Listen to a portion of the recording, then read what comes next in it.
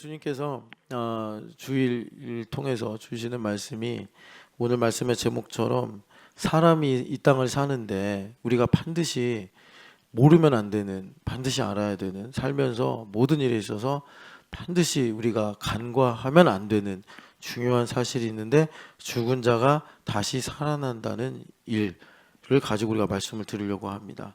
사실 베드로, 또 여기 이제 바울 사도가 선교사로 부름받아서 그 당시 이제 로마 제국이죠. 헬라 전 지역을 다니면서 복음을 전했는데, 여러분들이 사도행전에 그 사도 바울의 설교가 이렇게 몇 편 나옵니다. 그 설교들을 쭉 보면은 주제가 부활입니다. 그래서 아덴에서도 부활을 전하고, 또 그 헤롯 아그리빠에게도 부활을 전합니다. 그런데 이 부활이라는 것이 여러분들이 그 당시 사람들의 이런 배경이나 삶을 보면은 엄청난 충격입니다. 뭐 이제 고대 사람들이니까 지금처럼 우리가 사용하는 컴퓨터나 문명의 이기가 없어서 저들은 우리보다 부족하다, 모자라다, 이렇게 우리가 편견을 가질 수 있어요. 뭐 왕이 다스리고 또 뭐 자동차도 없고 이러니까 저들보다 우리가 많이 알고 있다, 이런 착각을 가지고 살 수 있는데, 이렇게 이제 그들이 가지고 있는 문명이나 또 그들이 남긴 유산들을 이렇게 보면은 사실 어떻게 보면은 인간으로서 우리보다 훨씬 더 높은 곳에서 이렇게 세상을 관찰하고 인간은 왜 사는지. 그러니까 여러분, 요즘에 이제 사람들이 주로 보는 게 이제 넷플릭스잖아요. 이 넷플릭스에서 만드는 영화나 드라마들 보면요, 아직도 그 일리아드나 오디세이만큼 인생을 풀어내지 못합니다. 그러니까 참 이게 참 희한한 일인데, 문명의 이기는 계속 고도로 발전되는데 인간의 정신 세계는 점점 퇴보를 하고 있는 걸 우리가 보게 돼요. 그러니까 제가 볼 때는 예수님께서 때가 참에 이 땅에 오셔서 십자가에서 고난당하시고 죽으신 다음에 부활하셨는데, 그 때라는 것이 이제 로마 제국이잖아요. 근데 여러분들 다 잘 아시겠지만 로마 제국 이전에 페르시아가 있었고, 헬라가 있었고, 헬라 전에 페르시아가 있었는데, 이 페르시아가 그동안 여러 가지 모양으로 흩어져 있던 메소포타미아 쪽에 있는 정신세계를 다 통합을 해버렸어요. 뭐 다니엘도 이제 그런 환상을 봤죠. 그래서 메소포타미아 문명을 어떻게 보면 완성한 그런 제국이 페르시아인데, 이 메소포타미아 문명의 정신세계와 매우 합리성을 추구하는 헬라 세계가 합쳐져서 우리가 경주 가면 여러 가지 모양으로 보는 헬레니즘이 완성이 돼버린 거예요. 그러니까 헬레니즘은, 그러니까 합리성과 그 합리를 초월하는 신비로운 그런 세계를 통합을 해버린 거예요. 그런데 그런 이제 완성된 어떤 정신 문명에 예수님께서 엄청난 충격으로 그렇게 이제 도전을 하신 것이 바로 이 부활의 증거입니다. 그래서 이 부활의 메시지를 가지고 바울 사도가 다니면서 사실 로마와 아테네에서 설교를 한 거죠. 로마에서는 아마 네로에게 복음을 전했을 것이고, 그리고 아테네에서는 아레오바고 광장에서 이제 부활을 증언을 했단 말이에요. 그 제국의 심장부에다가 정치와 정신의 이 심장부에다가 바울 사도가 부활의 메시지를 전한 것입니다. 오늘 그런 충격은 우리에게도 동일합니다. 오늘 우리에게도 주님께도 동일하게 이 부활의 메시지를 주시면서 우리에게 이제 삶의 새로운 이 지평을 여시는데, 그것이 이제 여기 한마디로 죽은 자가 다시 살아나는 일이다. 그러니까 여러분, 우리가 다시 한번 이 부활주의를 맞이하면서 하나님 나의 영혼을 깨워 주시옵소서 해야 되는데, 그게 뭐냐면 우리도 모르게 이제 공기처럼 세상을 이렇게 우리가 살아가고 있기 때문에, 세상의 모든 것들을 흡입하며 살아가고 있기 때문에 흑암도 참 고통스럽지만 흑암 다음에 강력한 영향력을 미치는 게 이 시대 정신이란 말이에요. 우리가 이 시대 정신에서 벗어날 수가 없어요. 그래서 우리 주님께서 유언처럼 누가복음이나 마태복음에서 계속 마지막에 강조하신 것이 잠들지 말고 깨어 있어라. 깨어 있어라라는 것을 계속 말씀하셨는데, 그 깨어 있는 것의 구체적인 것이 뭐냐면 죽은 자가 끝이 아니라 죽은 자가 다시 살아난다는 것을 너희들은 알고 믿어야 된다. 주님께서 우리에게 말씀하십니다. 그래서 오늘 부활주일, 여러분 막달라 마리아도 그렇게 예수님 사랑하고 예수님 만난 다음에 여러분 성경에 나오지만 예수님의 사역을 그렇게 후원하고 지원하고 남자 제자들은 다 도망가 가지고요 숨어 버렸는데 막달라 마리아만큼은 십자가까지 나아간 거 아니에요? 그런데 이 여인조차도 예수님 다시 살아나실 것이다, 이걸 꿈에도 생각 못하고 그 예수님께서 이제 금요일 날에 돌아가셨기 때문에 장례를 제대로 치르지 못했단 말이에요. 그래서 다시 그 무덤가로 가면서 그 이제 다른 자매들하고 무슨 얘기를 했냐면 그 큰 돌을 누가 치워줄까 염려하면서 그렇게 이제 무덤가로 갔다는 거죠. 그렇듯이 우리에게 죽은 자가 다시 살아나는 일에 대한 이 깨달음과 믿음을 주님께서 우리에게 주셔서 내 삶을 하나님 중심으로 온전하고 새롭게 변화시켜 주시길 원하시는 것입니다.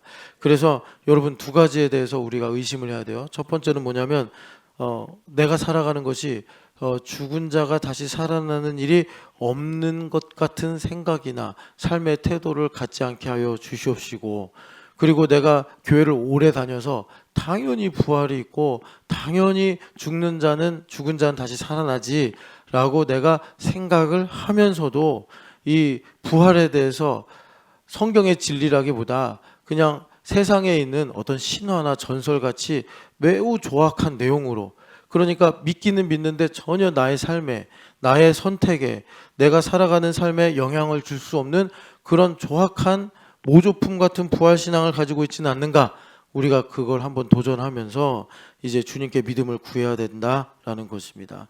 그래서 여러분 여기 바울 사도께서 죽은 자가 다시 살아나는 일이 있기 때문에 이제 보면 그리스도도 다시 살아난 것이 아니냐. 그러니까 그리스도의 부활은 바로 죽은 자가 다시 살아나는 일의 완성이더라라는 거예요. 그러니까 하나님께서 먼저 죽은 자가 다시 살아나는 일을 기획을 하셨고, 말하자면 율법으로 주신 것이고, 그런데 그 율법을 예수님께서 이 땅에 오셔서 성취하시고 완성하셔서 우리에게도 이 믿음과 사실을 주셨다라는 것입니다. 자, 그런데 여러분 중요한 건 뭐냐면 그 옛날에 아주 유명한 책이 있는데 제가 그 책 제목 그냥 생략할게요. 그 책에 기독교의 특징이 뭐냐라는 그런 주제를 가지고 비교 종교학 학자들이 이제 토론한 내용을 가지고 이제 책을 시작하는데, 거기서 그 결론은 은혜다 뭐 이런 얘기였는데요. 거기서 이제 은혜 이전에 그 기독교만의 특징 아니겠냐 한 것이 이제 부활이었습니다. 그런데 다른 종교들도 보니까 부활이 있는 거예요. 죽은 사람이 살아나거나 이런 것들이 그들의 교리나 그들의 뭐 이제 이야기 속에 다 있는 거예요. 아, 기독교만 부활하는 줄 알았는데 다른 종교에도 부활이 있구나 하면서 부활 말고 기독교만의 특징이 뭐냐 해가지고 은혜라고 이렇게 이제 결론을 내렸다라는 이야기가 소개되는데, 그런데 여러분 짐작하시겠지만 기독교의 부활은 다른 종교의 부활하고 너무나 다릅니다. 뭐 그냥 이름만 비슷한 단어만 있다고 해서 유사하지 않겠냐라고 생각하면 안 될 만큼 기독교의 부활은 아주 특이하고 그리고 중요한데, 그것은 뭐냐면 기독교는요 여러분 육체의 부활을 말하고 있다는 것입니다. 여러분들이 오랫동안 교회를 다녀서 당연한 거 아니야? 예수님께서 죽었다가 살아나실 때 몸으로 부활하고 있다는 걸 내가 믿고 있는데, 그런데 육체의 부활은요 여러분 사실 여러분들이 돈을 어떻게 쓰느냐, 여러분들이 시간을 어떻게 쓰느냐, 여러분들이 자녀를 어떻게 키우느냐, 여러분들이 마음이 곤란하고 힘들 때 어떤 선택을 하고 어떤 생각을 하느냐, 여기에 아주 그러니까 세밀하고 또 강력한 영향을 미칩니다. 육체의 부활을 믿는다는 것은 내가 언제 죽을지 모르지만 죽었다가 예수님께서 재림하실 때 우리가 지금 피부와 살을 가지고 있는 것처럼 이렇게 우리가 부활할 거다라는 이런, 그냥 그것도 맞는 말이에요. 그런데 그런다고 해서 나한테 무슨 변화가 있고 나에게 지금 어떤 도전이 있죠? 별로 없잖아요. 근데 육체의 부활을 믿는다는 것은, 그러니까 여러분들이 마음이 힘들 때 내가 어떤 말을 하느냐, 내가 내 사랑하는 자녀를 키울 때 어떤 가치를 가장 우선으로 두고 이 아이에게 말하고 행동하느냐, 정말 내가 이제 우리 부활하신 예수님은 상당히 나를 곤란하게 할 때가 많은데 너가 제일 중요하게 생각하는 게 뭔지 주님 아시거든요. 우리 예수님은 살아계시기 때문에 그냥 적절하게 우리를 믿게 하시는 게 아니라 조금 가까워지고 이제 조금 이제 뭔가 중요한 얘기를 할 수 있는 관계가 되면 그 중요한 걸 버리라고 하세요. 주님은요, 우리가 가지고 있는 전부를 버리라고 안 하시고 여러분들이 가지고 있는 거 얼마든지 주님께 드릴 만큼 선한 마음이 있다고 저는 생각합니다. 그런데 우리 주님은 꼭 이것만큼은 내 거고 이것만큼은 내가 누구와도 바꿀 수 없다라고 생각하는 그걸 주님은 버리라고 요구하세요. 그게 부활의 주님을 믿는 거예요. 여러분들이 부활하신 예수님을 믿으면 그게 뭐 그 말로 이렇게 설명할 수 있는 것이든 아니면 눈으로 볼 수 있는 것이든 없는 것이든 그걸 분명히 가지고 있고, 이게 없는 사람은 병든 사람이에요. 건강하지 않은 사람이라고. 그런데 부활하신 예수님은 살아계셔서 우리에게 부활을 주시기 위해, 그러니까 우리도 죽음을 이기게 하시려고 그 부분을 가지고 마치 나에게 시비를 걸듯 말씀하신단 말이에요. 이게 육체의 부활을 믿는 것입니다.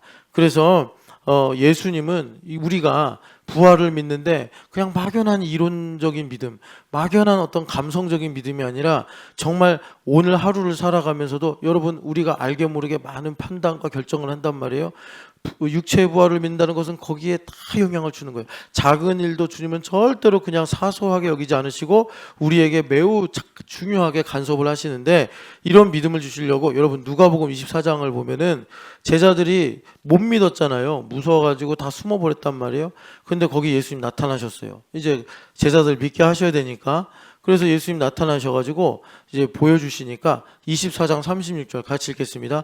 이 말을 할 때 예수께서 친히 그들 가운데 서서 이르시되 너희에게 평강이 있을지어다 하시니, 예수님 나타나신 거예요. 놀랬죠. 제자들이 꿈에도 생각 못했으니까. 37절 읽겠습니다. 그들이 놀라고 무서워하여 그 보는 것을 영으로 생각하는지라. 아멘. 너무 무서운데 이분들도 생각의 틀이 있잖아요. 그러다 보니까 영으로 생각했다는 거예요. 뭐 유대인들이니까 사람의 영혼의 존재를 믿었을 것이고, 그래서 예수님 죽은 건 분명한데 우리가 스크루지 그 크리스마스 캐롤이라는 소설에서 보는 것처럼 영이 왔구나 이렇게 생각을 한 거죠.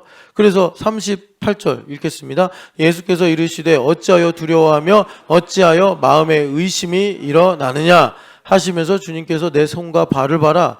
그리고 영은 살과 뼈가 없는데 보는 바와 같이 나는 살과 뼈가 있으니 만져봐라. 이러시면서 보여주셨는데도 아직도 그 여러 가지 이제 감격스럽고 또 두려운 마음도 있으니 이들이 믿지를 못해요. 그랬더니 예수님께서 먹을 걸 달라고 하시면서 42, 43절 읽겠습니다. 이에 구운 생선 한 토막을 드리니 받으사 그 앞에서 잡수시더라. 아멘. 그래, 먹는 게 중요한 거예요. 그래서 오늘 여러분 어렵게 떡국을 우리가 준비한 겁니다. 그래서 우리가 예수님께서 구운 생선을 드시면서 친히 자신이 육체로 부활하신 것을 만져보라고만 하실 정도가 아니라 같이 식사를 하시면서 그 육체로 부활하신 것을 가르쳐 주시고 믿게 하셨다라는 것입니다. 여러분, 이 육체의 부활을 믿는 은혜를 여러분 오늘 하루 여러 모양으로 이 꽃도 보시고 또 교제도 하시고 예배도 하시고, 또 우리 아이들은 또 부활주일이라고 그래서 뭐 여러 가지 이제 행사가 있는 걸로 알고 있는데, 이런 것들을 통해서 여러분 육체의 부활을 꼭 믿으시기를 축복합니다. 여러분 정말 우리가 이 코로나 벗어날 때만 해도 이제 좀 안정적으로 살겠구나, 이제 좀 나아지겠구나 했는데 이 나아질 기미가 안 보이잖아요. 불안하잖아요. 뭐 우리나라 올 초 초반만 해도 막 코스피 올라가고 이럴 때 이 나라 이제 좀 이제 반도체 이 사이클에 타가지고 괜찮게 풀리려나 보다 했는데 안 그렇잖아요. 여러분 우리 현실이 흔들리고 있단 말이에요.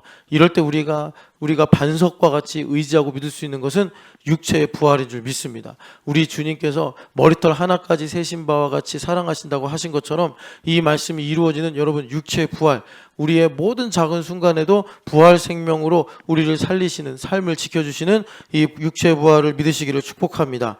그래서 여러분 이 부활을 믿는 데에 대해서 오늘 이 몸의 내용이 참 중요한데, 우리가 아까 읽었던 고린도전서 15장으로 다시 가보시면은 여러분 부활은요 그냥 죽었다가 살아나는 게 아니라 육체의 부활로 우리가 이 부활의 영광을 입게 된다라는 거예요. 44절 읽겠습니다. 육의 몸으로 심고 신령한 몸으로 다시 살아나나니 육의 몸이 있은즉 영의 몸도 있느니라. 아멘.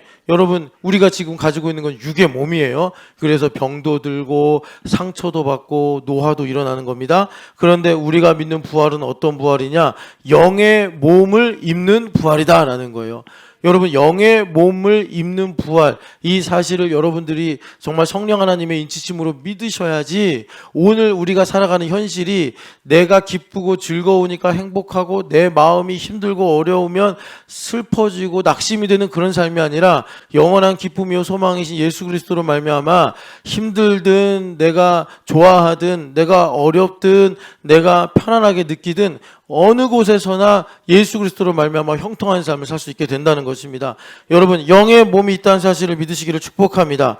이 영의 몸의 특징이 있는데 육의 몸과 분명히 다른 건 물론 예수님께서도 친히 보여주셨지만 공간 이동이 된다는 것, 시공의 법에 지배를 받지 않는다는 것, 이것도 있지만 중요한 것 본질은 뭐냐면 영광체라는 거예요.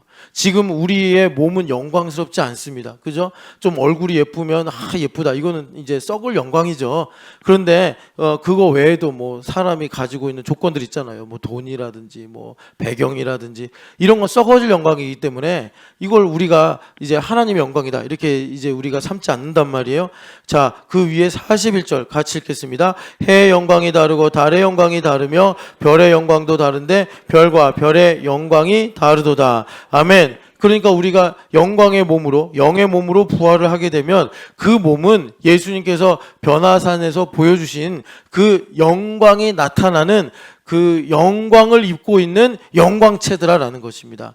여러분 이 사실은 지금 당장 우리가 이렇게 실제로 볼 수는 없어도 믿음을 가지고 살아갈 때 나의 현실의 삶을 바꿔버린다는 거예요. 내가 보는 바 나의 관점, 나의 기준, 나의 어떤 태도를 다 바꿔버린다는 것입니다. 우리는 살면서 좀 더 행복해지려고, 좀 더 남을 더 잘해 주려고 우리가 노력하고 애쓰잖아요. 그런데 그러면 그럴수록 우리가 실패하기도 하고 서운하기도 하고 낙심도 하잖아요. 여러분 그럴 수 있는 방법이 뭐냐? 여러분 우리의 이 부활신앙을 가지고 내가 하나님의 영광을 입는다라는 믿음을 가지고 우리가 살아갈 때 주님께서 나의 모든 삶의 현실에서 새로운 일을 시작하셔서 하나님의 뜻이 이루어지게 되더라라는 것입니다. 그래서 여기 보면은 우리가 이제 영의 몸을 입는데 이 영의 몸을 입는 것은 어떤 것이냐? 영광을 나타내는 영광의 몸을 입는 것이요. 그것은 예수님께서 이제 십자가에 달려서 죽으시기 전에 이 제자들에게 부활을 믿게 하시려고 이제 마음에 심으신 거죠. 심었는데도 여러분 마음이 완고하니까 예수님 나타나셨는데 부활을 믿기는커녕 예수님의 영이 떠다니나 보다 이런 식으로 생각을 해버렸단 말이에요. 중요한 건 당장 여러분들의 삶에 어떤 보이는 변화가 일어나지 않아도 예수님께서 죽으시기 전에 제자들에게 계속해서 고난당하신 다음에 십자가에 달리신 다음에 3일 만에 부활하실 것을 말씀하시고 친히 특별히 3명의 제자들을 변화산으로 데리고 올라가서 영광의 모습을 그 몸으로 보여주신 것처럼 오늘 우리에게 주님께서 그 몸을 입혀주고 계시더라라는 것입니다. 그래서 여러분 중요한 게 예수님께서 그 변화산에서 이제 부활을 가르쳐 주시면서 얼굴이 해같이 빛났다. 당연히 예수님께서 그 하나님이시니까 그 얼굴에서 해같이 빛나는 영광이 있었단 말이에요. 자, 출애굽기를 보시면 이 이스라엘 백성들이 하나님께 불순종하잖아요. 황금 송아지를 섬겨서. 그래서 하나님께서 두 번째로 돌판을 주시는데 그때 그 첫째와 둘째 사이에 모세가 어떤 일을 합니까? 영광을 나에게 보여주소서 그렇게 기도를 하죠. 그래서 하나님께서 응답을 하셨단 말이에요. 그러니까 하나님은 인간의 실패와 불순종까지도 사용하셔서 자신의 선하신 뜻을 이루시는 전능하신 하나님이시란 말이에요. 우리가 낙심할 필요가 없어요. 회개해야죠. 그런데 우리가 정죄받고 뒤로 물러가는 것이 아니라 하나님의 선하심을 의지해서 주님의 영광으로 나아가야 되는데 이것이 모세의 믿음이란 말이에요.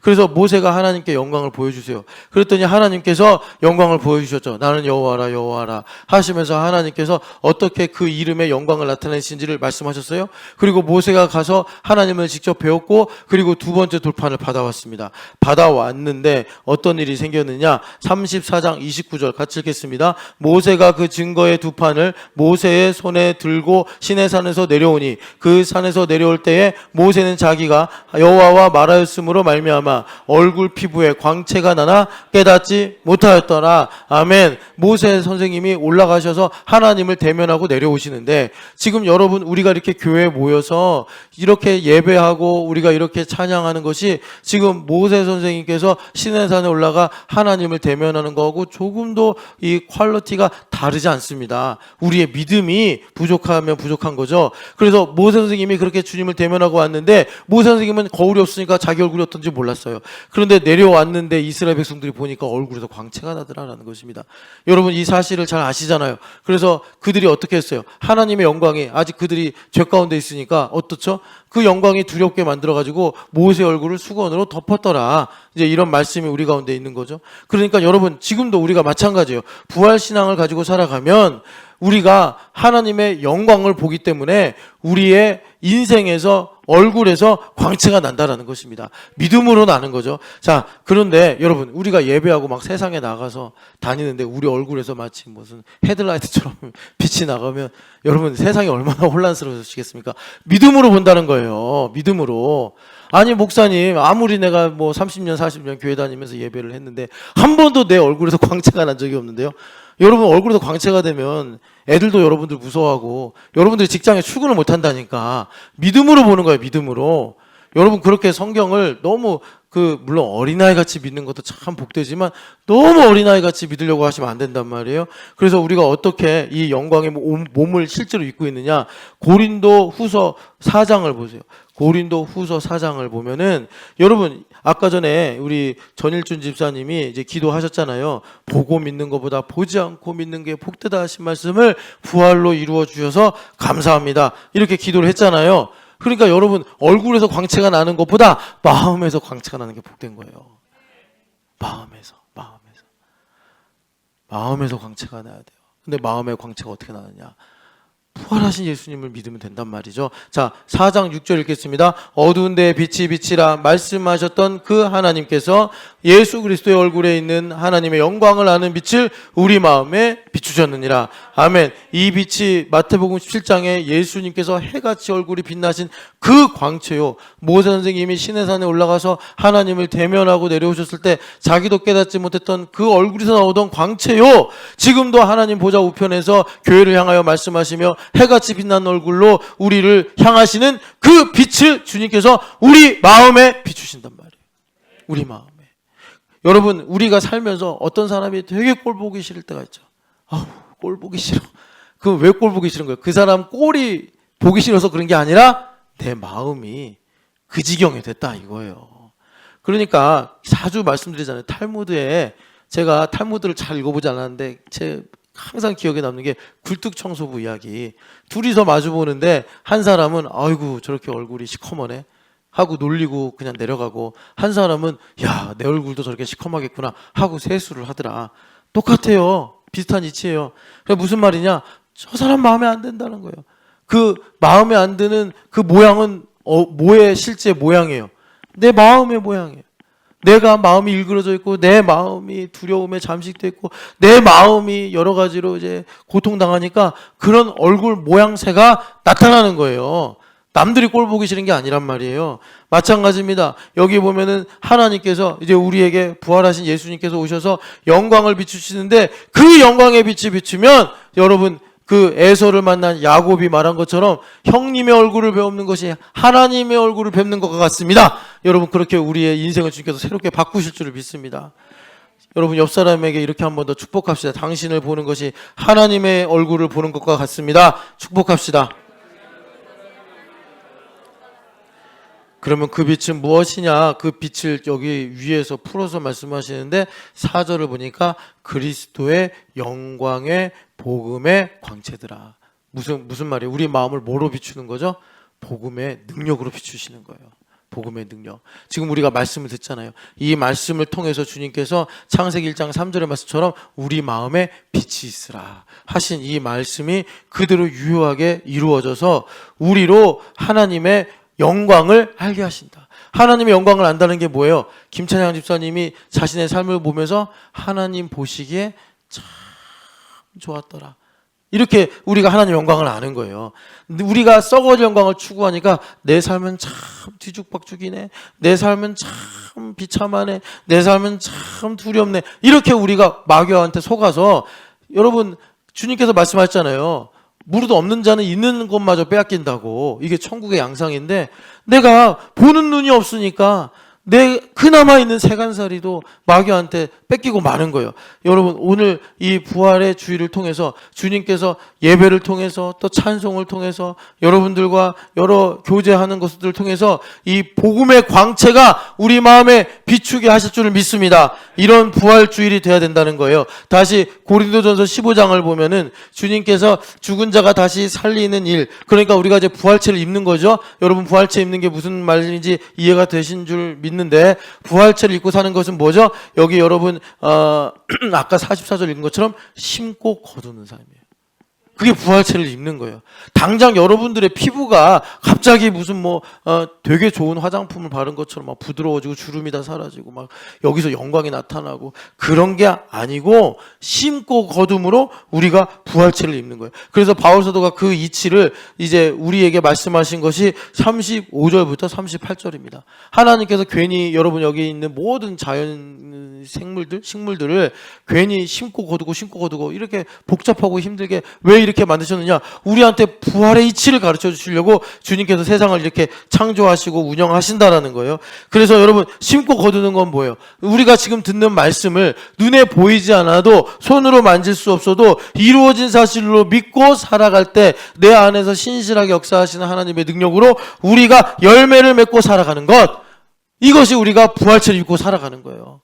그래서 바울 사도가 하신 말씀이 여러분 세 가지인데 이 순서가 되게 중요합니다. 세 가지. 그러니까 그리스도를 얻기 위한 삶이란 뭐냐? 그리스도를 알고. 오늘 우리가 이제 칼럼도 보시면 알겠지만 그리스도를 아는 것의 정점이 부활입니다. 그래서 부활의 권능을 알고.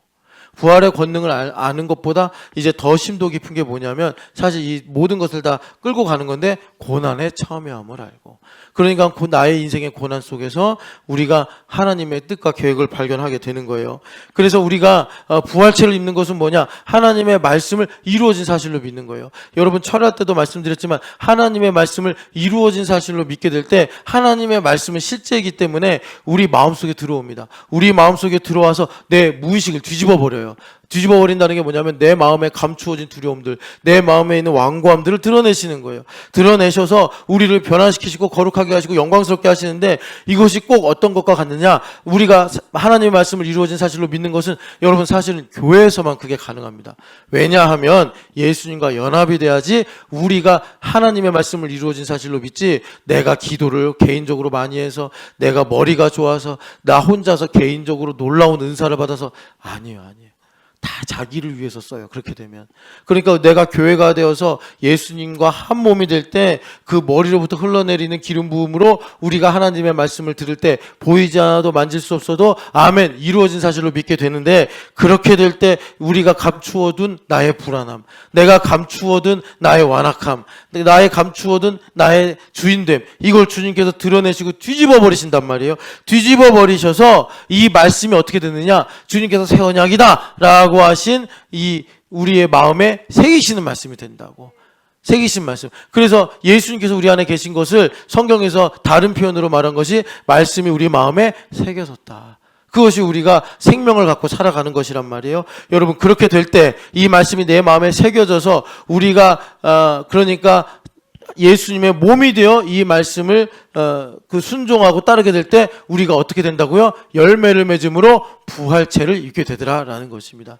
그래서 우리의 마음이 영광스러운 예수님의 이 광채로 비추어져서 우겨싸임을 당하여도 핍박을 당하여도 그리고 우리가 거꾸로뜨림을 당하여도 우리 안에 있는 이 보배 하나님의 크신 능력으로 우리가 승리하게 되는 것입니다. 자, 그래서 여러분 이 부활신앙, 다시 말해서 여기 바울 사도가 말씀하신 것처럼 죽은 자가 다시 살아나는 일, 이 죽은 자가 다시 살아나는 일을 믿는다는 것은 무엇이냐면, 여러분 이런 식으로 좀 우리가 이해하면 되게 실감이 되는데, 이 땅에서 사람들이 이제 예수님 안 믿으니까 어쨌든 잘 살아보려고 애쓰는 사람들이 많잖아요. 돈을 열심히 버는 사람, 뭐 출세를 하려고 노력하는 사람, 또 뭐가 있나요? 뭐 어떤 행복해지려고 애쓰고 노력하는 다양한 사람들이 있단 말이에요. 이제 그런 사람들이 사실은 죽은 사람이 다시 살아난다라는 이야기를 들으면 기분이 좋을까요, 안 좋을까요? 되게 안 좋아요. 왜냐하면 죽은 사람이 다시 살아나는 일이 뭔지도 모르지만 이게 사람이 직관이라는 게 있거든요. 그러니까는 내가 그렇게 애쓰고 내가 그렇게 수고해서 가꾸고 지켜왔는데 죽은 사람이 다시 살아난다고? 이게 뒤집혀요. 그러니까 사실 죽은 사람이 다시 살아난다는 것을 간단하게 말하면, 그러니까 이렇게 이해하시면 좀 편해요. 내가 그렇게 잘했다고 생각했던 것이 죽은 사람이 다시 살아나는 일이라는 전제 안으로 들어와 버리면 그게 잘한 것이 아니라 정말 못한 일이 돼버리고, 우리가 예수님을 믿는다는 것을 이제 염두에 두고 말한다면 내가 그동안 그렇게 부끄럽게 생각하고 힘들었다고 생각한 것이 예수님을 믿고 부활한다라는 것을 놓고 보면은 너무나 감사하고 너무나 그것을 이렇게 하나님께서 이렇게 나에게 이루시고 또 나에게 베푸신 일이 참 소중한 것이구나 라고 완전히 뒤집어져요. 사람이 예수님을 안 믿어도 영물이기 때문에 직관력이 있어서, 예를 들어서 어제 그렇게 내가 애쓰고 수고해서 뭔가 하나를 잘 이렇게 해냈단 말이에요. 죽은 사람이 다시 살아난다. 그러면 이게 다 쓸데없는 일이 돼버리니까 아주 기분이 안 좋죠. 그래서 여러분, 그 초대교회 때 예수님 믿는 사람들 많이 핍박했잖아요. 얼마나 핍박을 악랄하게 했냐면, 대부분 이제 가장 고통스러운 게 화형이래잖아요. 화형. 산 사람을 이제 불러 태운단 말이에요. 그럼 그 정도만 하면 되잖아요. 그런데 그 죽은 그리스도인들을 어떻게 했느냐, 다 가루로 만들어가지고 죽었는데도. 그래서 그 핍박한 사람들이 그 이제 막 뿌리고 그리고 흐르는 물에다가 막 이렇게 흩어버리고 그랬다는 거예요. 왜 그런지 짐작되시죠? 예수님 믿는 사람들이 그렇게 강력하게 부활을 믿으니까 자기들은 부활도 믿지 않고 예수님 믿는 사람들을 핍박했음에도 불구하고 혹시 그들의 말대로 그들의 믿음대로 부활이 돼버려서 자기들을 위협하게 될까봐 부활을 못하게 하려고 예수님 믿는 사람들을 죄로 만들어서 다 흩어버렸단 말이에요. 그럼 자기들이 생각할 때 그렇게 되면 예수님 믿는 사람들이 부활하기 곤란하겠지. 왜? 가루가 돼서 흩어졌으니까. 이게 모여야지 부활이 될 텐데 이렇게 생각을 했다는 거예요. 여러분, 그러니까 우리가 부활을 믿는다는 것은 실제로 어느 정도냐, 얼마나 강력하냐, 부활을 믿지 않는 사람들이 위협을 느낄 만큼. 쟤네들이 부활을 믿는데 쟤네들 말대로 부활이 일어나면 내가 지금 가지고 있는 거 다 수포가 돼버리고 내가 그동안 이거 내 거라고 지켜왔던 것들 다 부정하게 되는 것이니 저들이 부활을 믿는 것을 못 믿게 하든지 아니면 내가 이겨버려서 저 부활이 가짜였음을 증명하든지 그렇게 해야 되겠구나라는 반응으로 나오게 되더라라는 것입니다. 제가 뭘 말하는 거예요? 여러분, 죽은 자가 다시 살아나는 일을 믿는다는 것이 이렇게 우리에게 중요하고 사실은 우리 기독교에서 가장 믿음으로 보면 강력한 신앙 고백이더라라는 것입니다. 그래서 여러분, 오늘 우리가 이 시대에 뭐 우리가 핍박을 받자고 우리가 하자는 얘기가 아니라 이 주님께서 주신 놀라운 선물을 우리가 내 것으로 가지고, 여러분, 우리가 영생을 가지고 있는 사람들인데 안개와 같은 인생을 살 수는 없잖아요. 정말 주님께서 참된 삶을 살기를 원하시는데, 여러분, 성경에도 있잖아요. 예수님을 그렇게 이제 음모를 만들어서 죽여놓고서 대제사장과 바리새인들이 한 일이 뭐죠? 여러분, 성경 마태복음 28장 27장쯤에 보면은 그러잖아요. 그들이 예수님을 죽여놓고서 빌라도에게 가서 다시 살아난다고 했으니까 군인들로 경비를 세워가지고 또 황제 봉인을 찍어서 무덤에 아무도 못 오게 하라고. 그게 무슨 말이에요? 이 사람들이 예수님을 죽여놓고서도 부활을 믿어. 부활할 것 같으니까 경비를 세우고 물론 그들이 이제 핑계를 대기는 제자들이 예수님의 시신을 훔쳐가면 어떡하냐 이런 명분을 걸고 그렇게 했지만 부활할까 봐 무서운 거예요. 세상이 그렇다니까요. 여러분, 그게 부활신앙이에요. 그래서 여러분, 우리 개인에게는 어떻게 되겠습니까? 우리를 두렵게 하는 것이 아니죠. 그러나 내가 살아가는 인생 속에서 판도를 뒤집는 게 죽은 사람이 다시 사는 일이란 말이에요. 제가 무엇을 여러분들에게 강조해 드리는 거냐면 이 틀이 우리 안에 들어와 버려야 돼요. 다시 한번 말씀드리면 죽은 사람이 다시 살아난다는 것은 왜 이것이 이제 우리에게 중요한 사실이 되냐면, 여러분, 이거는 나중에 좀 더 말씀드리겠지만 죽은 사람을 하나님께서 다시 살리신다는 일은 뭘 물고 들어오느냐면 사실 무엇을 또 전제를 하는 거냐면 하나님께서 심판하신다는 걸 전제로 하는 거예요.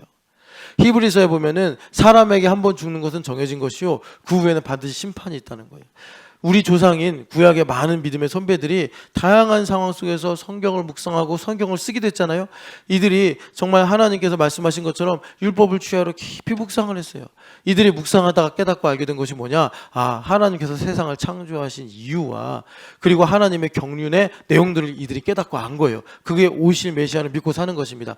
그래서 그들의 마음속에 조개 진주처럼 이렇게 만들어진 믿음이 뭐냐? 아브라함 때부터 그래요. 히브리서를 보면 아브라함 때부터 하나님은 죽은 사람을 다시 살리시는 분이구나. 아브라함이 왜 이렇게 오랫동안 많은 과정을 지나가면서 믿음으로 이삭을 낳았냐면, 여러분 로마서 4장에 나오잖아요. 믿음을 하나님께서 가지게 하시기 위해서인데 그 믿음이 뭐예요? 죽은 사람을 다시 살리시는 이이심을 믿게 하시기 위함이다. 죽은 사람을 다시 살리시는 이시라는 것은 죽은 나사로를 살릴 수 있는 능력이 있다, 그것만이 아니라 왜 하나님께서 죽어버린 사람들 다시 다 살리시겠어요? 자신이 다 정령 죽으리라 말씀하셔놓고서 심판하시려고요. 왜 심판하시는 거죠? 하나님께서 공의를 충족시키시려고, 공의로우신 하나님이시기 때문에. 그래서 우리가 죽은 사람을 다시 살리시는 일을 믿는다는 것은 우리 인생의 모든 좌표를 완전히 새롭게 뒤집는 것이라니까요. 내가 자녀를 이런 방향으로 가르쳤다면 이것을 완전히 뒤집어서, 예를 들어서 이런 겁니다. 참 그동안 우리 자녀가 공부를 못해. 그래서 내가 참 속상하고 정죄를 받고 살았어요. 내가 참 우리 애들 이렇게 키우면 안 되는데. 그런데 하나님께서 어느 날 그러시는 거예요. 내가 공부를 못하게 한 거야. 왜 그러실까 했더니 하나님께서 이 아이들에게 먼저 믿음을 주시고, 그래서 이 아이들을 하나님 나라 일꾼으로 세우시기 위함이다. 그게 나의 착각이 아니라, 나의 정당화가 아니라 하나님께서 말씀을 인치시고 보증하셔서 나에게 믿게 하시는 거예요. 그렇게 될 때 주님께서 이제 나의 삶에 죽은 자를 다시 살리시는 이심을 믿게 하심으로 정말 이 아이들에게 성공이 무엇이고, 이 아이들에게 생명이 무엇이고, 이 아이들에게 가치가 무엇인지를 주님께서 가르쳐 주심으로 내가 자녀 교육에 있어서, 아니면 내가 인생의 실패와 성공을 가름하는 일에 있어서, 내가 하나님께 신앙인으로서 받는 은혜가 무엇인지를 가름하는 일에 있어서 죽은 자를 다시 살리는 일이 완전히 나의 삶에 뒤집게 만들어버리는 이런 일을 만들게 되더라는 것입니다. 원수를 용서하게 되고, 내가 정말 고통스럽게 생각했던 일들을 하나님께 감사와 찬양으로 고백하게 하는 일이 바로 죽은 사람을 다시 살게 하시는 일을 내가 믿게 된다는 거예요. 여러분, 이 세계관을, 이 틀을, 이 기준을 가지시고 여러분들의 가족을 보시고 여러분들의 인생을 보시고 하나님께서 행하신 일들을 보실 수 있기를 축복합니다. 심지어 어떤 일이 생길 수도 있냐면, 이런 일이 실제로 생겨요. 정말 내가 이 세계관을 갖기 전에는, 하나님께서 죽은 사람을 다시 살리신다라는 이 구체적인 세계관을 갖기 전에는 어떤 일이 어마어마하게 커서 내가 이 일을 정말 중요하게 생각하고 애쓰고 수고했는데, 내가 이 관점이 바뀌어서 죽은 사람이 다시 살아나는 일이 있구나라는 걸 믿게 될 때 그 엄청난 일이 아예 없는 일같이 여겨질 때도 있어요. 그런 게 있다니까요. 그게 너무나 크고 너무나 중요하고 너무나 심각해서 내가 이 문제를 어떻게 해결하지, 내가 이거 없으면 어떻게 살지 그랬는데, 여기 말씀대로 죽은 사람을 다시 살아나게 하시는 일을 내가 믿게 될 때 그 일이 그냥 사라져버려요. 아무것도 아니었는데 나는 왜 그것 때문에 걱정하고, 그것 때문에 전전긍긍하고, 왜 그것 때문에 내가 낙심하고, 그것 때문에 내가 왜 이렇게 시간을 허비하고 살았지? 아무것도 아닌데 내가 몰랐으면은 진짜 인생 끝에 가서 엄청 후회할 뻔했다. 엄청 후회할 뻔했다. 이런 일들을 만드는 것이 죽은 사람을 다시 살아나게 하시는 일이 있다는 것을 믿는 것입니다. 그리고 그것이 나에게 주신 일로 이루어질 때 그건 어떤 거예요? 그리스도께서 부활하셨다는 것을 내가 믿고 살아갈 때 그 일이 이루어지게 되는 거예요. 그래서 여러분, 한 가지 사실을 좀 잘 아셔야 되는데, 그러면 죽은 사람이 다시 살아나는 일을 믿는 일이, 아까 말씀드렸잖아요. 세상에서 정말 애쓰고 수고해서 어떤 것을 잘 지키고 그리고 그런 것들을 잘 성취한 사람들은 되게 기분 나쁘게 생각한다고. 대표적으로 바리새인과 대제사장이라니까요. 이들은 유대인들의 세계관에서 성공한 사람들이에요. 그러니까 예수님께서 부활하신 일이 생각나면, 그게 정말 사실이 돼버리면 자기들이 지키려고 하는 건, 자기들이 소중하게 생각하는 것이 다 물거품으로 돌아가니까 예수님 절대로 부활하면 안 돼. 자기들이 죽여놓고서도 예수님 부활하면 안 된다고 거기다가 봉인을 쳐버리는 사람들이란 말이에요. 그래서 여러분 고린도전서 1장에 십자가의 도로 말씀하시는 것처럼 없는 사람들이, 실패한 사람들이, 그리고 목마른 사람들이, 약한 사람들이 부활을 믿기가 쉬워요. 상대적으로. 이거 율법적으로 사실이에요. 그래서 여러분 바울 사도가 그러시는 거죠. 너희들이 하나님께 부르심 받은 바를 생각해라. 그래서 다시 한번 여러분 여기 부활신앙, 이 부활의 순간, 이 새벽에 우리가 예수님의 부활을 묵상하면서 이거 하나 우리가 하나님 앞에 응답받고, 그러니까 음성을 듣고 하나님 앞에 기도를 해야 되는데 우리의 부르심을 봐야 돼요. 우리의 부르심을 봐서 뭐가 하나님의 부르심의 촉매제가 되었는가, 뭐가 하나님께 부르심을 입도록 나에게 마중물이 되었는가, 그걸 우리가 봐야 된다는 거예요. 왜 봐야 되냐면 여기 계신 다양한 분들은 다 하나님 부르셔서 오신 분들이잖아요. 자, 그런데 우리의 부르심을 보면 내가 기도를 많이 해서, 내가 경건해서, 내가 뭐 믿음이 좋아서가 아니고, 우리가 연약해서, 내가 힘이 없어서, 내가 실패해서, 하나님 외에는 나에게 구원자가 없어서 다 우리가 여기 와서 이렇게 부활주일 예배를 하고 있단 말이에요. 그럴 때 우리 주님께서 이제 우리에게 말씀하시는 것이 뭐냐면, 이제 정말 예수님의 부활을 우리에게 주기를 원하시는데, 그러려면 여러분 우리 마음의 완고함이 제거돼야 되잖아요. 그래서 하나님께서 이렇게 요구하시는 거예요. 너에게 가장 소중한 것이 있다면 그것을 나에게 다오. 그것은 주님께서 뺏어가시려고 하는 것이 아니라, 다시 말해서 영원한 것으로 바꾸어 주시려고, 변하지 않는 것으로 바꾸어 주셔서, 정말 하나님께서 우리에게 상속자라고 부르시잖아요.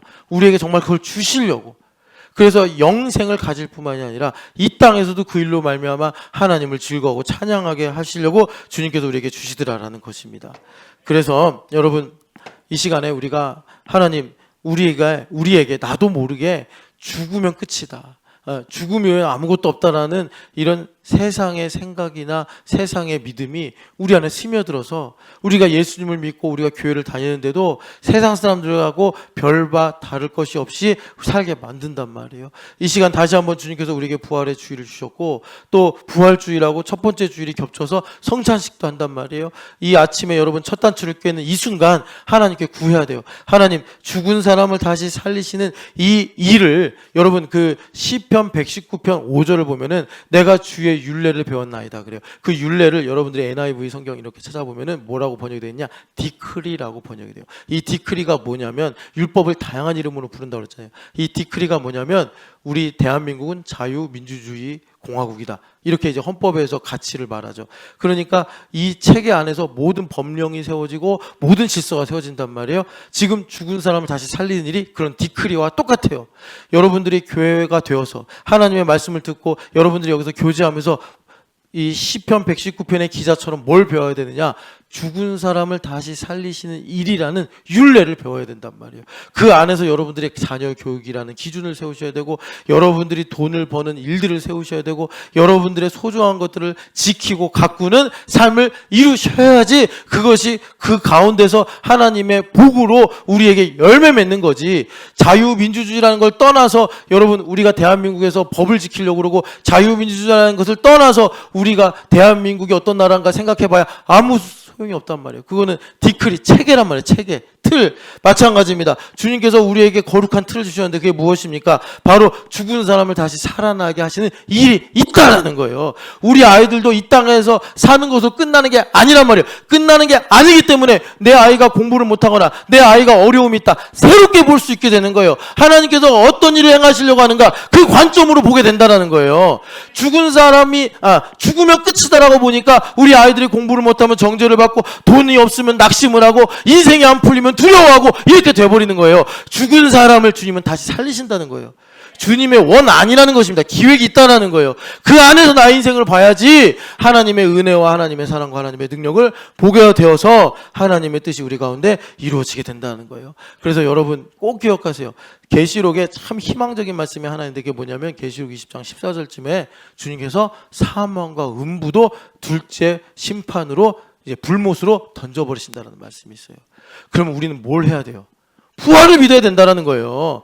사망과 음부의 권세에 갇혀서 우리 의식이 지배되면 안 된다는 거예요. 우리는 사망과 음부도 심판받을 걸 믿고, 음부가 뭐냐면 구약 성경의 스올이에요. 스올, 죽은 자들의 세계. 그러니까 원수 마귀가 이 죽은 자들 쥐고 있는 거예요. 예수님 믿지 않는 사람들이겠죠. 그래서 계시록에 보면 예수님 다시 오실 때 땅도 바다도 죽은 자를 내놓는다 이러잖아요.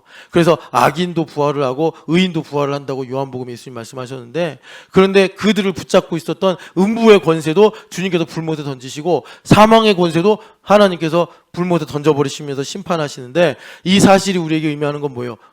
죽은 자들을 다시 살리신 이를 믿고 어떻게 하라는 거죠? 부활하신 그리스도를 영접해라. 부활하신 예수 그리스도를 영접해서 어떻게 하라는 거예요?